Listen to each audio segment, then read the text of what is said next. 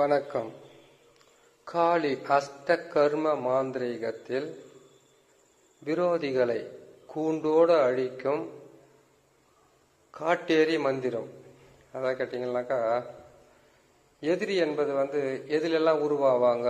ஒரு தொழில் செய்யறதுல, ஒரு மாந்திரிகம் செய்யறதுல, ஒரு குடும்பத்துக்காக நாம ஒரு வேலை செய்யறோம், இன்னொருத்தர் கேட்டா இன்னொரு வேலை செய்துகிட்டு இருப்பாங்க. அந்த எதிரிகளை அழிக்கிறது. இது பரம்பரையா எதிரிகளாக உருவாகிறது. ஒரு மனிதனுக்கு இன்னொரு மனிதன் எப்படியெல்லாம் எதிரிகளாகவும் விரோதிகளாகவும் மாறுறாங்க. இந்த விரோதிகளை வேரோடு அறுப்பது, கூண்டோடு அழிப்பது, இதெல்லாம் சாத்தியமே. இதுக்கு கரு தேவையில்லை. கருன்னு கேட்டீங்கன்னாக்கா, இது மயான தைலம் இருக்கிறது. அதுக்கப்புறம் கேட்டீங்கன்னாக்கா பிண்ட தைலம் எடுக்கிறது. அதுக்கப்புறம் பார்த்தீங்கன்னா குழி தைலம், ஐங்கோல தைலம், அதுக்கப்புறம் எட்டி மர குழி தைலம். இது எதுவுமே இல்லாம வெறும் மந்திரத்தையால பிரயோகம் பண்ணி ஜெயிக்க முடியுமா? முடியும். ஆனா ஆடு தின்னாம் பாலையாவது தேவைப்படும். ஏன்னு கேட்டீங்கன்னாக்கா, ஒருத்தரை அழிக்கணும், விரோதிகளை வேரோடு இருக்கணும், கூண்டோடு அழிக்கணும், எதிரிகளை கூண்டோடு அழிக்கணும் அப்படின்னு கேட்டீங்கன்னாக்கா, மந்திரங்கள் என்பது 108, 1008 இப்படி பல வகையில சொல்லுவது. அவங்களுடைய மந்திரத்தை எப்படி பிரயோகம் பண்ணி நீங்க வெற்றி பெறணும்னு கேட்டீங்கன்னாக்கா, இதை ஏவல் செய்யக்கூடிய அனைத்து வகையான பாவைகளுக்கும் பிரயோகம் பண்ணலாம். வெறும் மந்திரத்தை வாயால சொல்லியே இதுல நம்ம வெற்றி பெறலாம். இந்த மந்திரம் அதிகாலையில சொல்லுவதும், சூரியன் கரெக்டா பாத்தீங்கன்னாக்கா மறையும் போது சொல்லுவதும், 12 மணிக்கு கரெக்டா உட்காந்து சொல்றதும், அதுக்கப்புறம் பாத்தீங்கன்னாக்கா மயானத்துல சாம்பலை ஆசனமா போட்டு, மயான சாம்பலை எடுத்து ஆசனமா போட்டு அது மேல அமர்ந்து சொல்லுவதும், அந்த மந்திரத்தை சொல்லிட்டு அதுக்கப்புறம் நீங்க போட்டிருக்கிற சாம்பலை கொண்டு போயிட்டு எந்த எதிரி வீடுகளோ அந்த வீட்டுகளான தூவி விடுறதும், வியாபாரத்தாண்ட தூவி விடுறதும், இப்படியெல்லாம் பல வகையில ஒரு மாந்திரிகத்தின் மூலியமாக, மந்திரத்தின் மூலியமாக இதை பல வகையில செய்து எல்லாமே ஒருவரை கஷ்டப்படுத்துறாங்க. அப்படி ஒரு மந்திரம் தான் இந்த மந்திரம். இது எட்டி முள்ளு, அதுக்கப்புறம் கேட்டீங்கன்னாக்கா பச்சரிசி மாவு, அப்படி இல்லைன்னு கேட்டீங்கன்னா புத்து மண். அப்படி உங்களுக்கு புத்து மண்ணு கிடைக்கிறது ரொம்ப கஷ்டமா இருக்குன்னு கேட்டீங்கன்னாக்கா, நம்ம உளுந்து இருக்கு பாத்தீங்களா, உளுந்தால உளுந்து, வெள்ளை உளுந்து, கருப்பு உளுந்து எடுக்காதீங்க. கருப்பு உளுந்து எடுத்தீங்கன்னாக்கா அது ஒரு மந்திரத்துக்கு, அது ஒரு மாந்திரிகத்துக்கு பயன்படும்.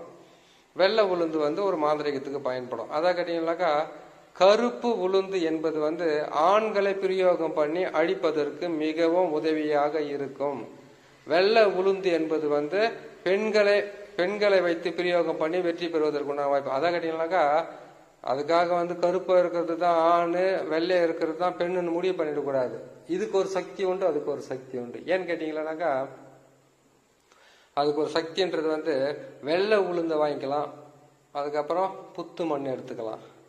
அப்படி இல்லைன்னு கேட்டீங்கன்னாக்கா மயான சாம்பல் எடுத்துக்கலாம். அப்படி இல்லைன்னு கேட்டீங்கன்னாக்கா இடுகாட்டு சாம்பல் எடுத்துக்கலாம். அப்படியும் இல்லைன்னு கேட்டீங்கன்னாக்கா, நீங்க செய்யறது பாத்தீங்கன்னாக்கா அரிசி மாவோடு சேர்த்து அதுக்கப்புறம் மயான சாம்பல் சேர்ந்து இந்த உருவ பொம்மையை செய்யலாம். இந்த உருவ பொம்மை எப்பவுமே கேட்டீங்கன்னாக்கா, சாதாரணமாகவே நீங்க மந்திரத்தை ஒருத்தருக்கு செய்து எதிரிகளை விரோதிகளையும், அதுக்கப்புறம் கேட்டீங்கன்னாக்கா துஷ்டர்களையும், துஷ்ட ஆத்மாக்களையும், இப்படி பல வகையில சொல்லக்கூடிய உங்களுக்கு ஆகாத ஒரு வேலையை செய்யணும். நல்லா போய்கிட்டு இருக்கிற வேலையை நிறுத்துறது, நல்லா ஓடிக்கிட்டு இருக்கிற கடையை ஓடாம செய்யறது, ஒரு ஆளை இருக்கிற இடம் தெரியாம அந்த ஆளை பயந்து ஒளிய வைக்கிறது.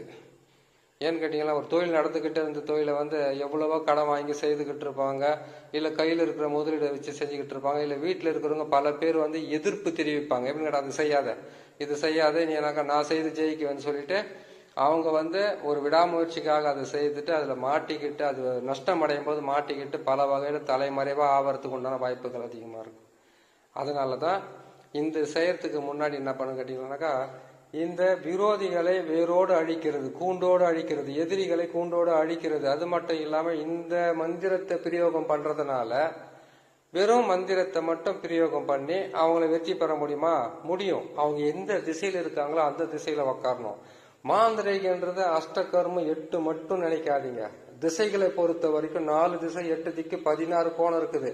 மேற்குன்னு கணக்கு போட்டீங்களா, மேற்க மட்டும் இருக்க மாட்டாங்க, வடமேற்கு தென்மேற்குன்னு வருது இல்லையா, அந்த மேற்கு சைட்ல உக்காந்தா 4 திசை 8 திக்கு 16 கோணம் சொல்லுவாங்க. அந்த மாதிரி அவங்களுடைய வீடு பக்கமாக திரும்பி உக்காந்துக்கிட்டு, அதாவது அவங்க வீடு எந்த பக்கம் இருக்கோ அந்த பக்கமா நீங்க முகத்தை திருப்பி உக்காந்துக்கிட்டு, அதுக்கப்புறம் கீழே விளக்கு ஏற்றி வச்சுட்டு, அந்த விளக்கின் வெளிச்சத்துல நம்ம பாவையை செய்து உரு போட்டு அந்த பாவைக்கு இப்போ கொடுக்குறோம் இல்லையா அந்த மந்திரம், இந்த மந்திரத்தை பிரயோகம் பண்ணி வெற்றி பெறத்துக்கு பேர் தான் மந்திரம் பிரயோகம். புரியுதுங்களா? விரோதிகளே இருக்க மாட்டாங்க, எதிரிகளே இருக்க மாட்டாங்க. இது செய்யணும்னு கேட்டீங்கன்னாக்கா சனிக்கிழமை அடுத்து வந்தீங்கன்னாக்கா சனிக்கிழமை காலையில இல்ல சனிக்கிழமை விளக்கு வச்சதுக்கு அப்புறம் இதுக்கு கண்டிப்பா அன்னைக்கு மாமிசம் சாப்பிட்டு இருக்க கூடாது. மாமிசம் சாப்பிடாம இருந்து ஆனா படையல் போடலாம். படையல்ல மாமிச உணவு படையல் போடலாம். காலையில போட முடியாது, மாலையில கண்டிப்பா போடுங்க. இந்த மந்திரத்தை 108 முறை ஒரு நாளைக்கு பிரயோகப்படுத்தணும் சொல்லிக்கிறோம். இது ஏவல் விடுறதுக்கு. அதுக்கப்புறம் பாத்தீங்கன்னாக்கா வெறும் மந்திரத்தை சொல்லி விரோதிகளை கூண்டோடு அழிக்கிறதுக்கு இல்ல, இதே மந்திரத்தை செம்பு தகடு, இரும்பு தகடு, அதுக்கப்புறம் முறி தகடு, அதுக்கப்புறமா தாமரை தகடு, அந்த தகுட்டுல இவங்களுடைய பேரை எழுதி, அதாவது இந்த தகுட்டுல அவங்களுடைய பேரை மட்டும் எழுதிங்க. பேரை மட்டும் எழுதி இந்த மந்திரத்தை என்ன பண்ணுங்க கேட்டீங்கன்னாக்கா, அந்த பாவை செய்றீங்க பாத்தீங்கன்னா அந்த பாவையோட கழுத்து பகுதி இல்ல நெஞ்சிக்குழி பகுதி, அப்படி இல்ல தொப்புள் பகுதி, அப்படி இல்லைன்னா ஆசனவாய் பகுதி, இப்படி அவங்களுக்கு அங்க குத்தி வச்சுட்டு நீங்க மந்திரத்தை பிரயோகம் பண்ணிட்டு, அந்த மந்திரத்தை பிரயோகம் பண்ணிட்டு அதுக்கப்புறம் கற்பூரத்தை கொஞ்சம் நிறைய வாங்கி போட்டு எரிச்சு, இதுக்கு முட்டையை கூட நீங்க பிரயோகம் படுத்தலாம். முட்டையை எப்படி செய்து அது எப்படி பிரயோகம் படுத்துறதுன்றத ஒவ்வொரு பதிவிலையும் ஒவ்வொன்றை போட்டுறேன். அஷ்டகர்மத்தை முதல்ல போட்டுடுறேன், அதுக்கப்புறம் ஒவ்வொன்றையும் போட்டுக்கிட்டே வர நீங்க பார்த்து பயன்பெறுங்க. சரிங்களா?